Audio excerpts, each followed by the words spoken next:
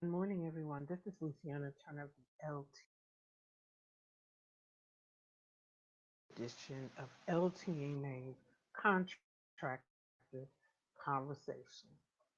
I decided to interrupt Morning Tidbit to bring this to you this morning because I just felt that the announcement of the president's initiative was important enough to dedicate a conversation to.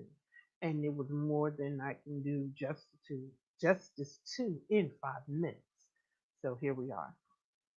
As you enter the room, please drop a comment in the comment box. If you have questions for me, please drop them in the comment box as well, and I will try to get to them before the end of the presentation. If not, I will do a follow up and I will definitely send out an email that will address all the questions you may have. So, the purpose of this morning's conversation is to discuss the president's new proposal, which is being called the Build Back Better plan. It is President Biden's answer to a sluggish economy as a result of coronavirus and the year long shutdown that we have experienced as a nation. Quite frankly, it's more than a year. The year mark was hit in March.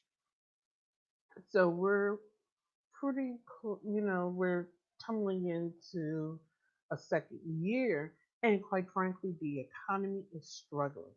Businesses have been closed, um, and as a result, the money being pumped into the economy through commerce and taxes have been reduced significantly. And although there are companies excelling and will record profits this year, Uber, Instacart, Zoom. I mean, Zoom saw a 2,000% boost in their income this year.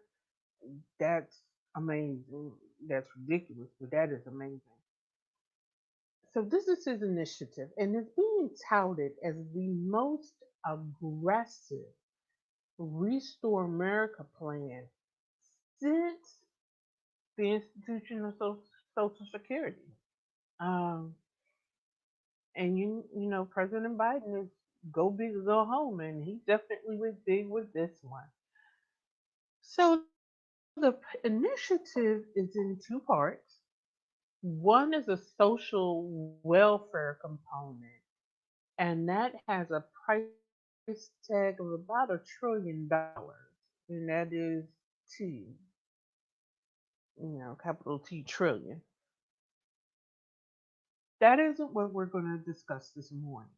We're focusing on the infrastructure component of this package, which has a price tag of $2 trillion.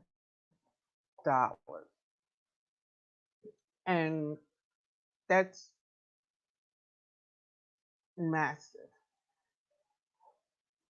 And I want to talk to you because every conversation I've heard about it so far, people are throwing out the same big dogs, the same names in which I'm saying, why is that? And that is because these companies do something that small businesses do not do well, and that is position. Small businesses do not position themselves for the win at the level that the bigger companies do. And I want to change that. And I want to change that with this conversation that we're having this morning. So the conversation is going to be a brief overview of what is contained in his proposal. And then I want to drop some suggestions some keys to you and how you can position yourself for the win. Because quite frankly, it is time for our small businesses to position themselves. It is time out for sitting back and letting the bigger companies dominate in this field.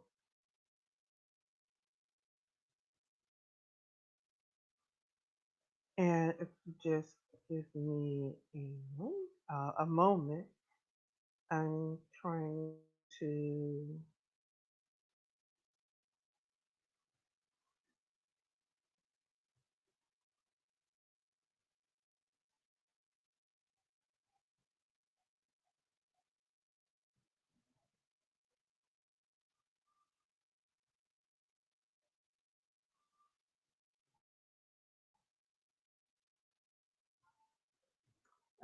Okay, I just had to let someone into the conversation. But anyway, I digress. So we're going to discuss the components of it, what it currently looks like, and then we're going to delve into some strategies, quite frankly, of how you can potentially get a piece of the pie. And at $2 trillion, even a 0.0001% piece of that size of a pie is a game changer. So let's get started. The $2 trillion package is not going to come through Congress as one mega bill. What I'm seeing is that it's coming through in parts. There are going to be some large initiatives that's going to get through Congress and the Senate. And then I'm also seeing where it's coming through in parts where they're authorizing spending in this way and they have a HR bill that way. I am not going to address anything that has to do with a stimulus that is going to individuals. That is not what I do and is not pertinent to this conversation. I am only going to address the particular components that are important to this conversation. So the package entails road repairs, it entails climate change, there's going to be some modernization of transportation of the tune of $621 billion. That is important. They're tackling healthcare in this initiative to the tune of $400 billion. Manufacturing, $300 billion. Retrofitting and new affordable housing to the tune of $213 billion. See, the opportunity is there. It's rich, it's expansive, and I want to see my clients and I want to see my audience win and win in a big way. The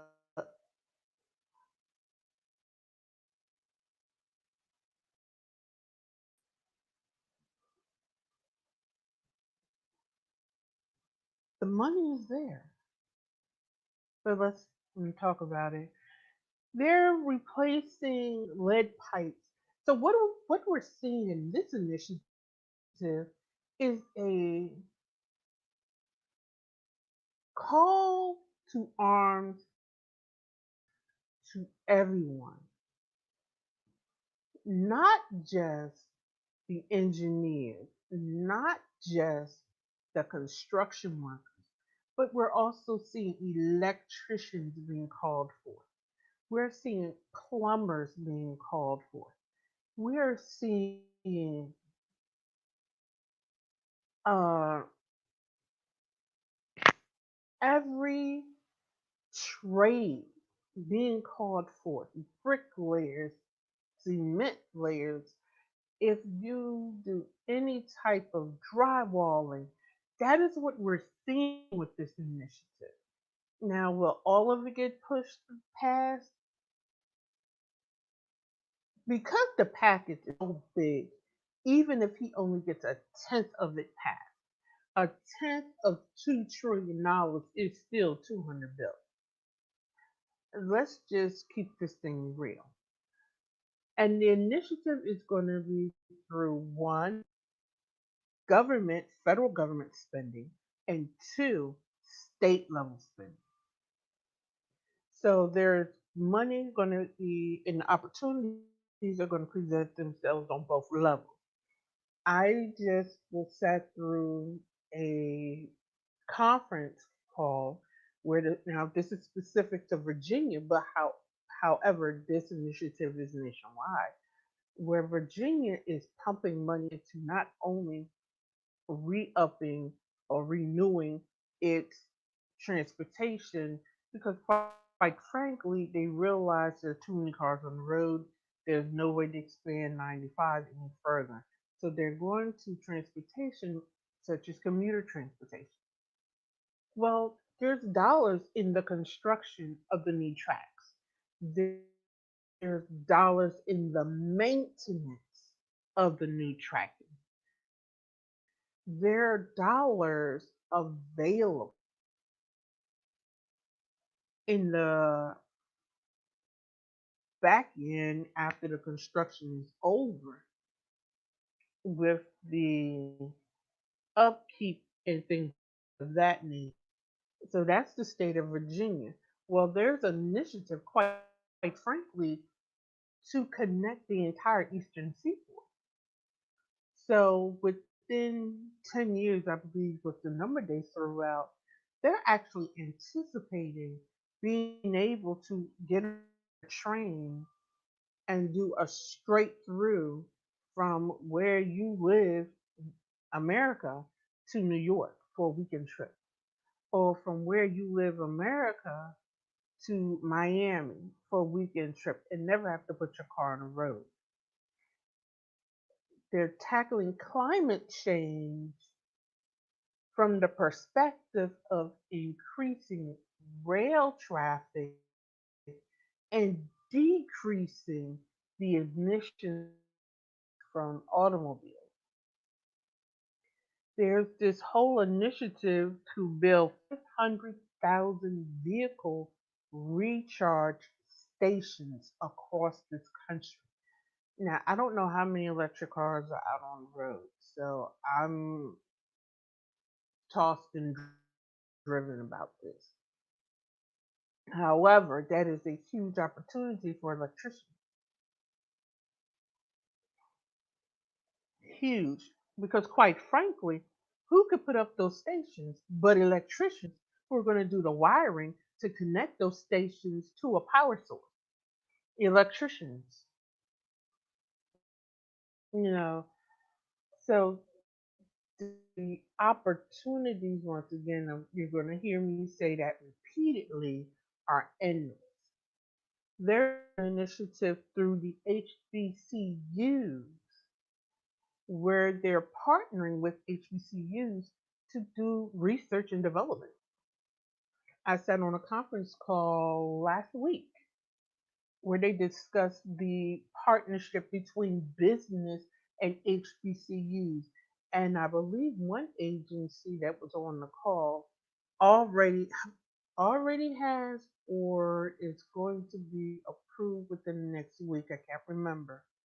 A $821 million contract vehicle for development and research work.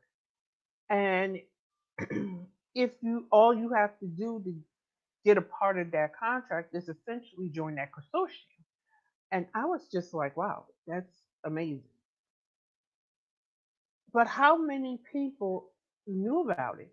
I was on the call and I think there was a good 70 companies on there. And out of that 70, there was about 20 plus who, according to the survey results, did not identify themselves as small businesses according to the SBA standard. So that means out of 70 so companies, 25, shall we say, were large businesses, the rest were small businesses. But yet and still, um, the numbers are showing small businesses are starting up at a phenomenal rate. So where was the presentation? Where were they? Why weren't they jumping at the bit to learn about a potential opportunity? I was on a call, and I'm gonna tell you this pre-bid meeting really worked my soul. But I was on a call with the Minority Business Development Agency, and they have currently a grant out that is worth $2.5 million over the course of 5 years to provide business development. But the nature of the questions in that call was driving the presenter crazy and it drove me crazy because it was obvious the participants were not well informed. But once again, there were not a lot of companies on that call. And while that particular initiative services a particular area, they kept saying that this grant only services this area. This grant at this time that's out at this particular moment only covers this particular area. Hey, there's going to be other grants out. And due to COVID 19, they actually have waived a very significant requirement, which is a barrier to entry with these types of grants for a lot of small businesses for the first 2 years. So not only do you have 2 years to perform, you have 2 years to get your game up so you can meet that matching requirement. But once again, where were the small businesses? The opportunities are endless and they're being presented in different forms, but it's all a part of President Biden's proposal. So, my question to you is, are you ready? My question to you is, have you begun the work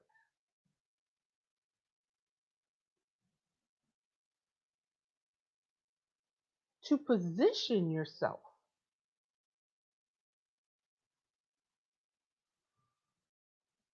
And what I'm seeing is there's a lot of people not in position. There's a lot of people missing the goalposts on these opportunities. And I don't, I really don't know how else to say this, but it is boundless. But I digress. So let's go into how we can develop a strategy around these potential opportunities. One, you need one of the biggest companies being banded about as, quite frankly, a front runner for receiving the bulk of this work is Halliburton. Halliburton has historically received the lion's share of any type of infrastructure work. So, my suggestion to you is get out there, and start your research on Halliburton. What would it take for you, or what will it take for you to come in with them as a partner?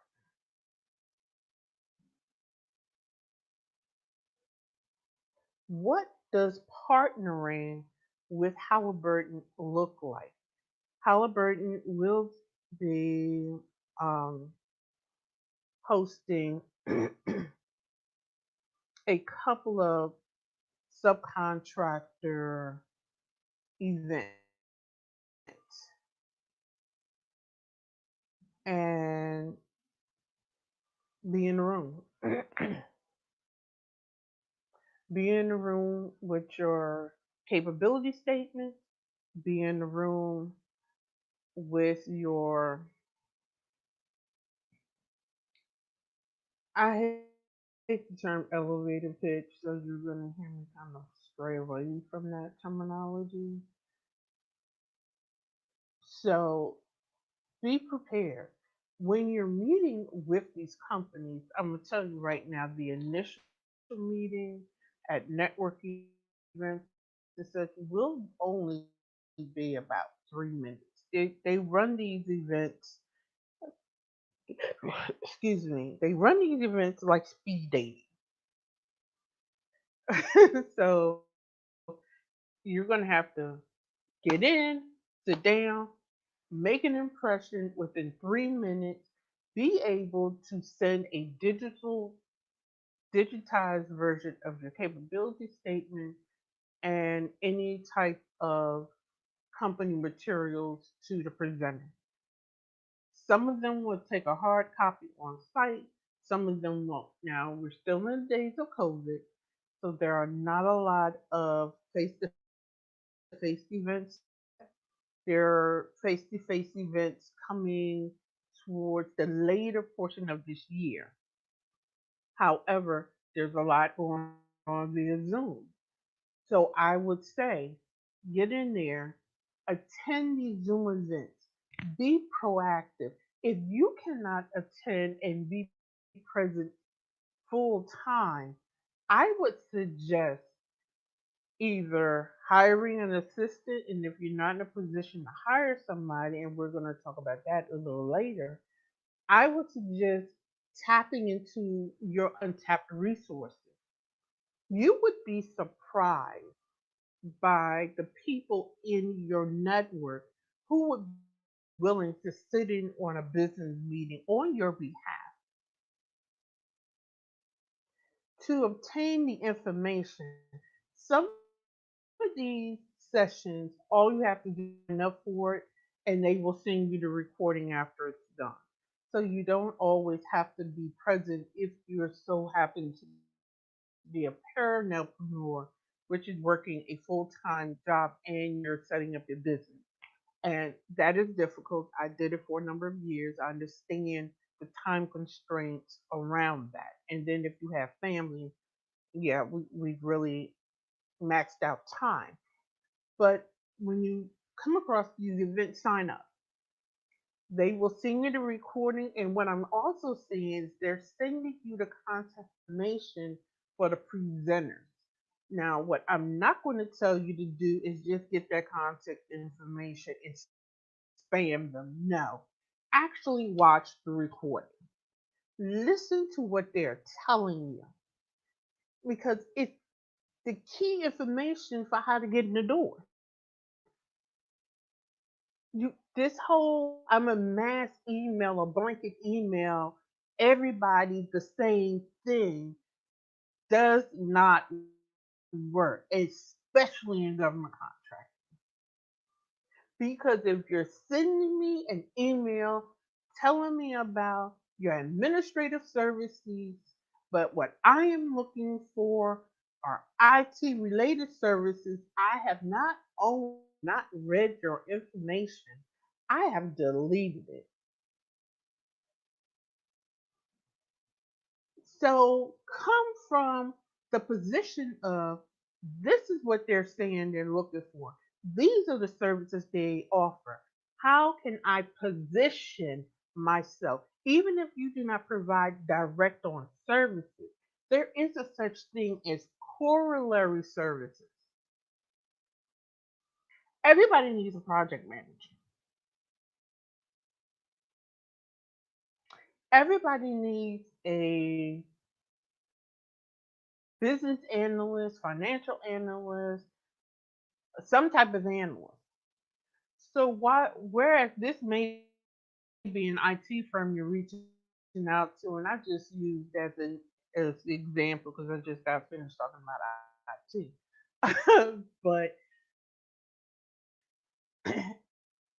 they may be an IT firm, however, they still need other services which may not be indigenous or housed within that agency or that company. And this is where you step in, positioning yourself to be a helper or a power partner to deliver those services so they do not have to expand into a service area that, quite frankly, they may not want to expand into.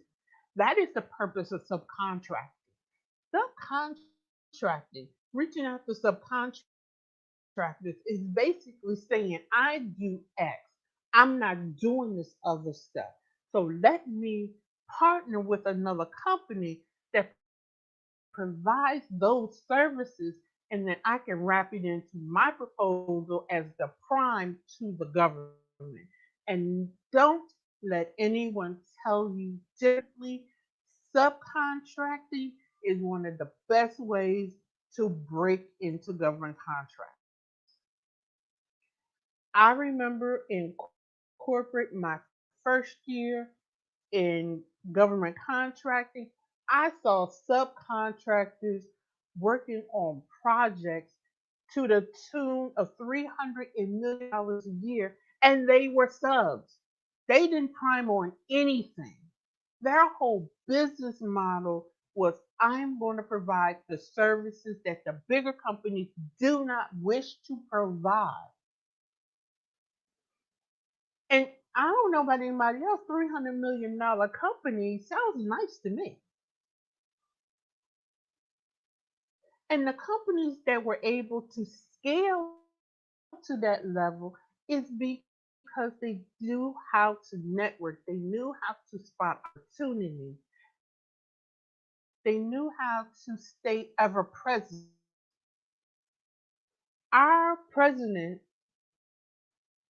this is not a political post, this is not a political stance, so please don't come in here with your political commentary. They will get deleted, you will get blocked, and we're going to move on. However, our current administration is proposing a $2 trillion package, portions of which are already on in the streets, portions of which are already in negotiations and will be approved within the next few weeks, according to some of the calls that I have been on. I mentioned earlier the $821 million contract through this one company to do research and development. And all you have to do is join their consortium, which does not have a cost. There are some prerequisites you have to meet, but guess what? If you're in business, you're going to have to meet them anyway. So go ahead and meet the requirements. Join the consortium. If you do not do research and development, they did, and this was a brilliant question somebody asked on that call. They did say there are other services that they will be contracting out because they do not house those capabilities internally. What did I just hear? I heard opportunity. I don't do research and development, but I do project management. I do financial analysis. I do financial reporting. These are things that are not housed within that particular agency. Opportunity. And I'm going to say this, and this is going to step on some toes, and I don't care. Take politics out of your business. It is okay to have a stance, and we as human beings want to impact the world that we exist and we live in. However, we should not be limiting our abilities to make that impact because we're standing on an ideological quicksand.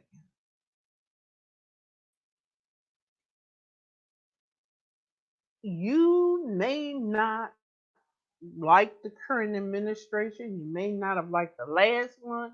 Eh, Business isn't about liking on a personal level. Business is about how do I grow? And then how can I then take a portion of the revenue that I've brought into my company to make the impact that I want to see? We need to adopt the mindset of business is business, and then the societal impact we make will be done through donations, philanthropic giving, however that looks. And that's another conversation for another. But I just want to plant that mindset out of I don't like a particular person and get into developing an eye for what what is, excuse me, available and how can I position. As business owners, we need to be just thinking positioning and strategy, positioning strategy, positioning strategy. That's what we should be doing. But let me get back into this. The current proposal also includes a national laboratory, which will be in conjunction with HBCU. And I believe the price tag attached to that was $2 billion.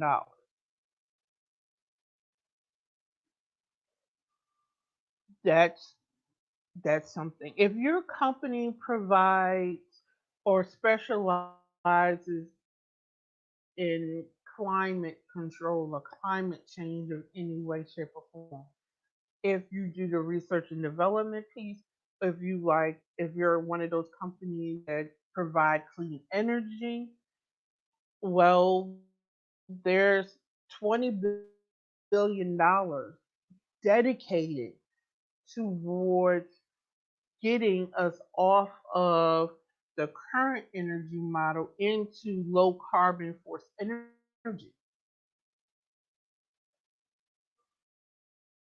So once again, and those initiatives are going to be run through the Department of Energy, and some of them is actually going to go through housing, and that may be like a shocker.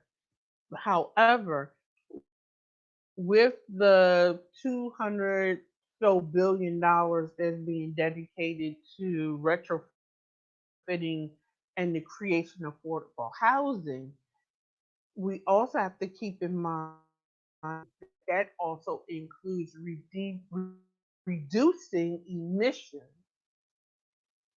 through smart technology. So if you're an energy company and you provide clean energy and you haven't been able to quite make that work, here's an opportunity for you to start being partners. Get into the meeting and partnering a little better.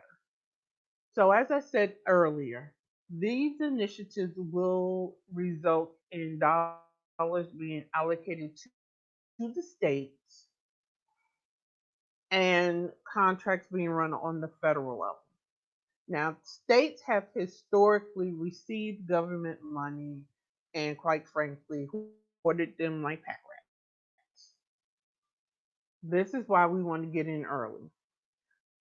Because if we can have conversations within the states with their various departments of transportation, with um, the health and resources of every state, excuse me, excuse me,